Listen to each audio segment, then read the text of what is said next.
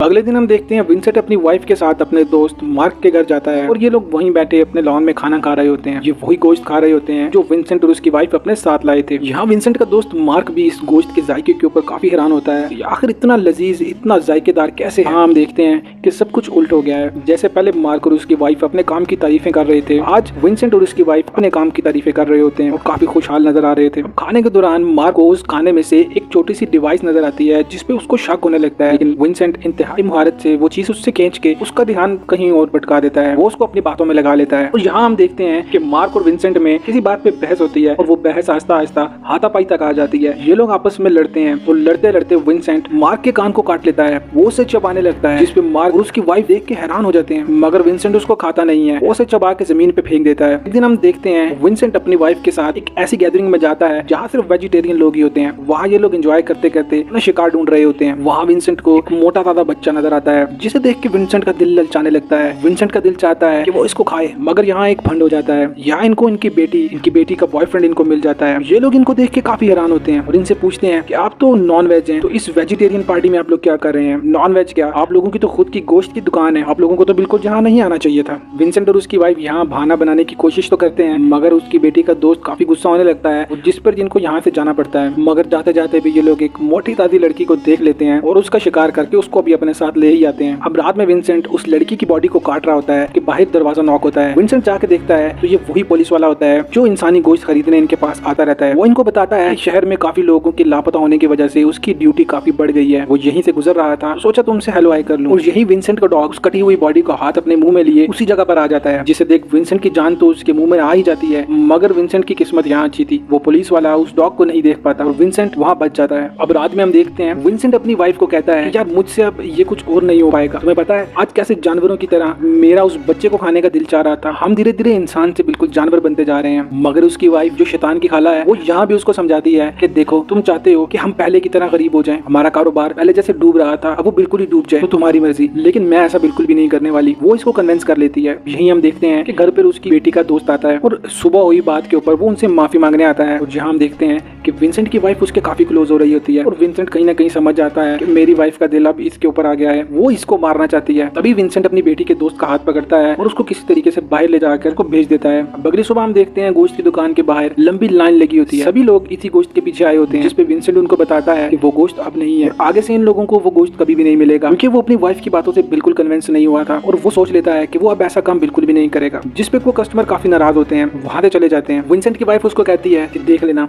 तुम्हारी वजह से हम लोग पहले से भी ज्यादा गरीब हो जाएंगे, हमारे हालात पहले से भी बदतर हो जाएंगे। जो सुनने के बाद विंसेंट को गुस्सा आता है और वो यहाँ से चला जाता है। विंसेंट के यहाँ से जाने के बाद दुकान पे वही 3 लोग आते हैं जो कि वेजिटेरियन, इनके साथ पहले भी इनके दोस्त की शॉप पर हमला कर चुके थे। वो लोग यहाँ देख लेते हैं कि ये लोग तो खुद नॉन वेज हैं, बल्कि इनकी तो अपनी गोश्त की दुकान है। वो विंसेंट की वाइफ को अपने साथ उठाकर ले जाते हैं। विंसेंट घर आने के बाद देखता है उसके घर के बाहर वेजिटेरियन लोगों की गाड़ी खड़ी होती है, जिसे देख वो काफी हैरान हो जाता है और समझ जाता है कि कुछ तो गड़बड़ है। घर के अंदर जब जाता है तो वो लोग उसकी वाइफ को तकरीबन मारने ही वाले होते हैं। विंसेंट यहाँ बिना सोचे समझे उन लोगों पर हमला कर देता है और यहाँ देखते ही देखते वो उन लोगों को मार देता है। विंसेंट उनसे फाइट के दौरान खुद भी काफी जख्मी हो जाता है। विंसेंट की वाइफ खुद को आजाद कर लेती है और आखिरी बचे हुए वेजिटेरियन को भी मार देती है और यूं ये लोग उनसे बच जाते हैं। ये उन लोगों से तो बच जाते हैं, लेकिन पुलिस भी इनके पीछे ही होती है। इतने सारे लोगों के अगवा होने के बाद काफी टाइम से इन्वेस्टिगेशन कर रही थी और आखिरकार वो इन तक पहुंच जाती है और इनको उम्र कैद की सजा हो जाती है और ये मूवी यहीं पे खत्म हो जाती है।